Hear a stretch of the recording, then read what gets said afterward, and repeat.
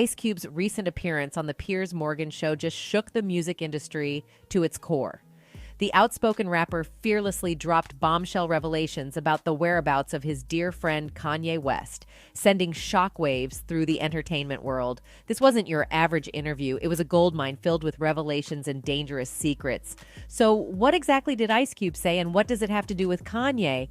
Ice Cube took center stage on Piers Morgan's show, exposing the sinister threats lurking behind the scenes of the music industry. He didn't hold back, dishing out a juicy revelation that left everyone's jaws on the floor. According to the legendary rapper, Kanye West is not only being targeted by someone with malicious intent, but there's a possibility that they're after his fortune and even his life. Can you believe it? It's like something out of a suspenseful Hollywood movie. Ice Cube used this opportunity to pull back the curtain on the dark underbelly of the entertainment world. He painted a grim picture of record label gatekeepers, those powerful figures who hold immense sway over artists' careers.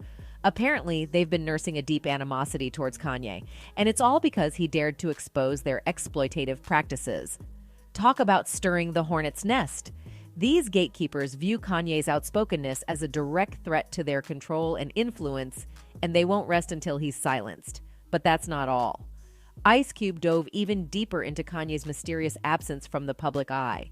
There's been speculation and whispers about why the once prolific artist seemingly vanished from the spotlight, and Ice Cube had the scoop. He hinted that Kanye may be safeguarding himself from the wrath of these gatekeepers, living in fear of their retribution. Can you blame him? Who knows what they're capable of?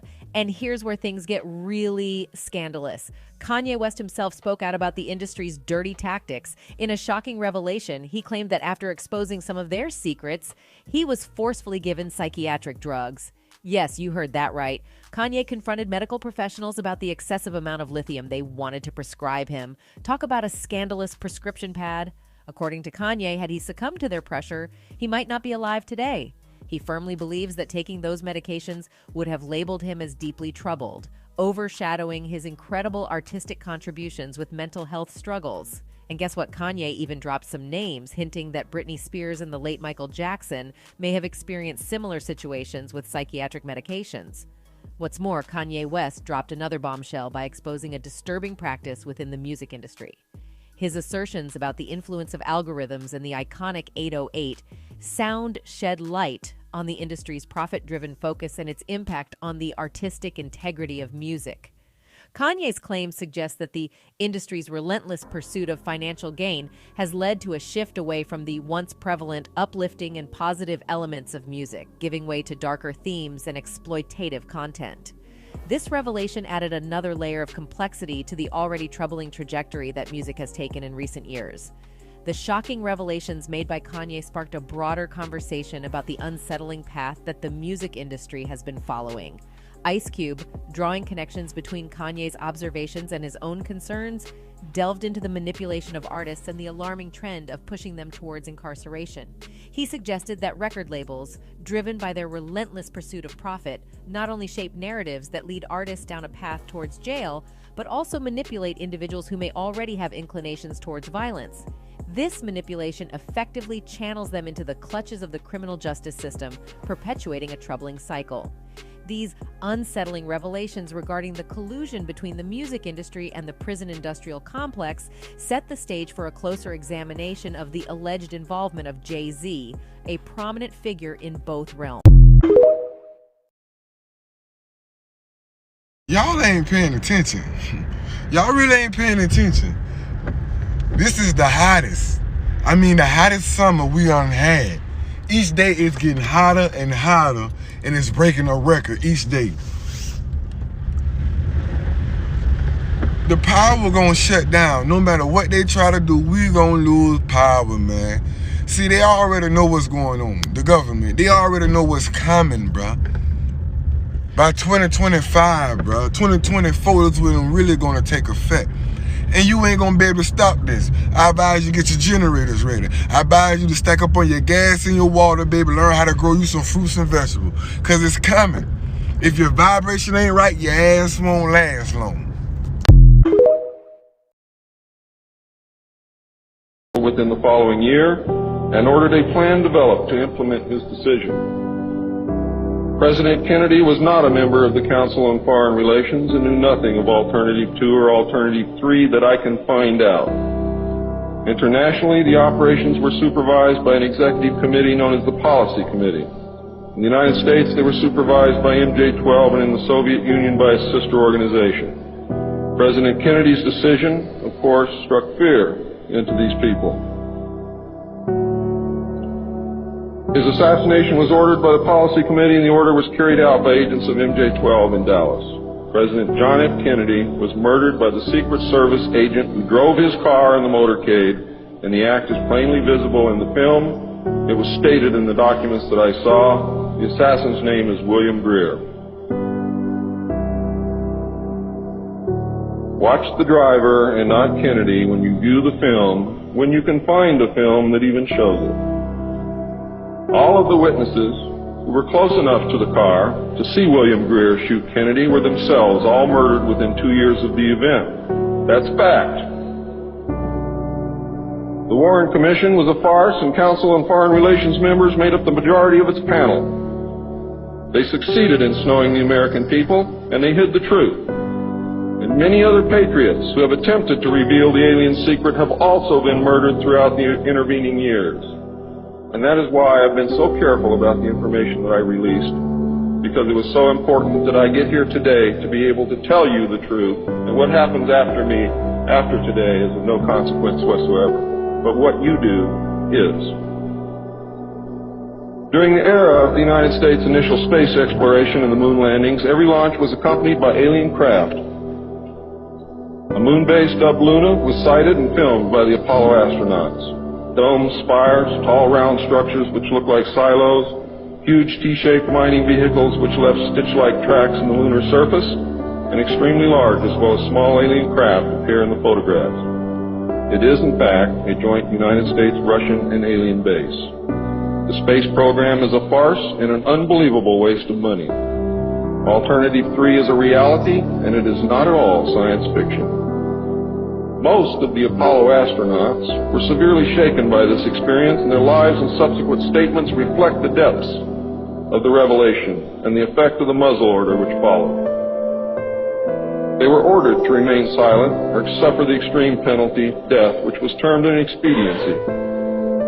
One astronaut actually did talk to the British producers of the TV expose Alternative 3, confirming many of the allegations. However, I do not know who it was. In the book, Alternative 3, the pseudonym Bob Groden was used in place of the astronaut's identity.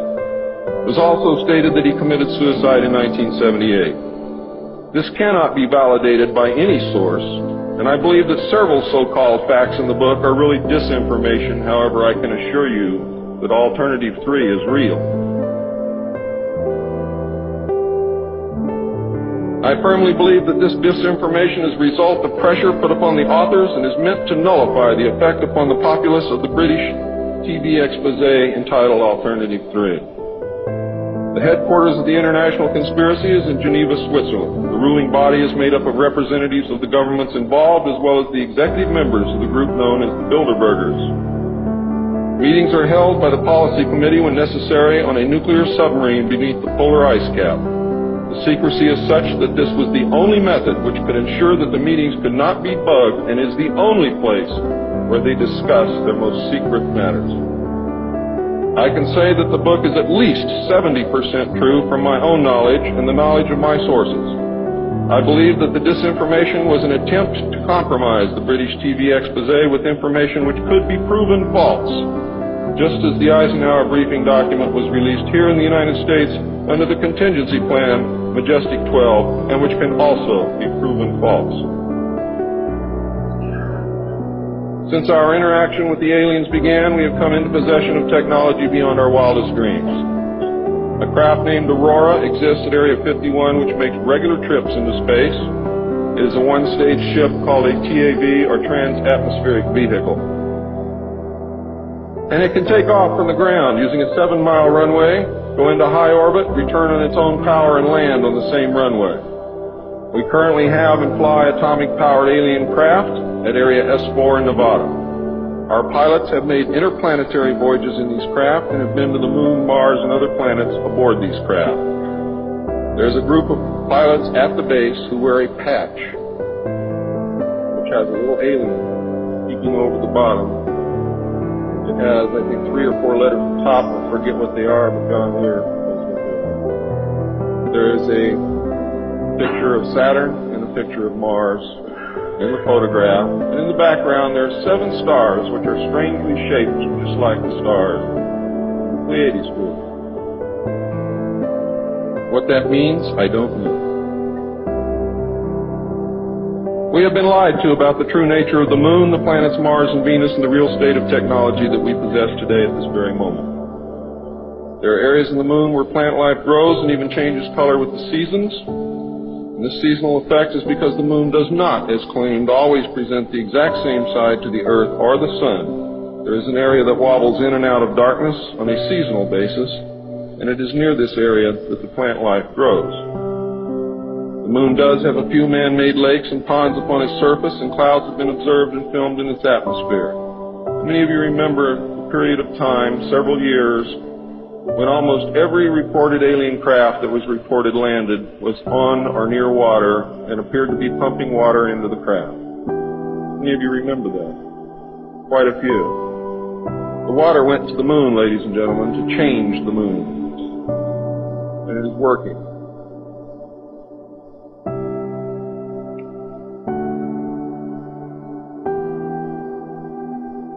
It possesses a gravitational field, and man can walk upon its surface without a spacesuit, breathing from an oxygen bottle after undergoing decompression the same as any deep-sea diver. Ladies and gentlemen, if you can come from 1,200 feet underwater to the surface through decompression, you can go from the surface to 1 atmosphere of vacuum. See, vacuum does not cause a problem for the human body. It's the inert gas that's dissolved in your tissues and in your bones and in the fluids in your body that causes you the problem. If this is decompressed properly, you will have no problem. All you need, a very small amount of oxygen, very small pressure to breathe. You will suffer no harm, except for one thing, that oxygen becomes toxic after breathing it over a long period of time. Therefore, excursions would have to be of a minimal time length. Other than that, there is no reason why you or anyone else cannot walk on the surface of the moon or in space in a vacuum without a spacesuit. How do I know? I used to be one of the world's experts on deep-sea mixed gas breathing mixtures for divers and on deep saturation diving. When I was the head of the department of the Mixed Gas Deep Saturation Diving Division of the College of Oceaneering. And I can tell you now, it's much easier to decompress to a vacuum and walk on the surface of the moon than it is to bring a man up from 600 feet.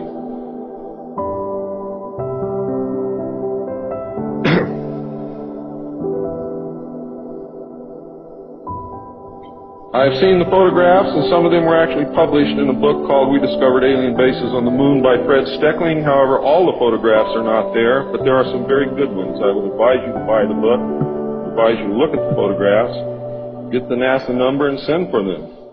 I doubt that you can still get them, but at one time you could. In 1969, a confrontation broke out between the human scientists and the aliens at the Dulce Underground Lab. The aliens took many of our scientists. Woke people, wait people. Because you got your synthetic robots. Now, you got your clones. A clone is different than a synthetic robot, because a clone is grown from a lab, and they take a drop of your blood. All they need is 1 drop of your blood to clone you, fam. So they have clones of everybody, nigga. Now think about this. How much blood have they drawn from you out your whole life? And all they need is 1 drop to clone you, because that 1 drop of blood has your mitochondria in it, your cells in it, your REA, your chloroplasts in there, your plasmas in there, all the nutrients in there, your photon energy, you know what I'm saying? Like, everything is in your blood, nigga. So when they get that 1 little drop, they showed you that on Jurassic Park, nigga. You know what I'm saying? They get that 1 little drop, then they could just replicate it. But now they need to put your soul back in there for your clone to move like you. So to do that, they would have to kill you, and if they was to kill your avatar, they still couldn't get your soul. You get what I'm saying? If they was to kill your body, your avatar, they still couldn't get your soul. I'm telling y'all how it works. So this is why they have, a lot of us they have never released our clones. Because to release our clones, they will either need you to sell your soul to them, like sign your soul over to them, which you can do. Because remember, the soul is an actual living thing. It's an orb. It's physical. It's a physical thing too. It's an actual be sitting behind your navel. You can sign, and it's astral too. It's both. So you can sign your soul over to them. So if you signed your soul over to them, then they can clone you and put your soul in that clone, right? So this is what happens to a lot of celebrities. They end up signing their souls over, or sometimes they'll just take their essence and the energy of their soul, and they'll put it inside computer technology, like Siri. Where you think Siri come from? That's where artificial intelligence come from. You get what I'm saying? All these cell phones have what in them? Artificial intelligence. So what I'm letting you know is somebody's soul is in every one of our cell phones, family. This is somebody's soul and spirit, nigga. That's what artificial intelligence is. That shit creepy, but it's the truth.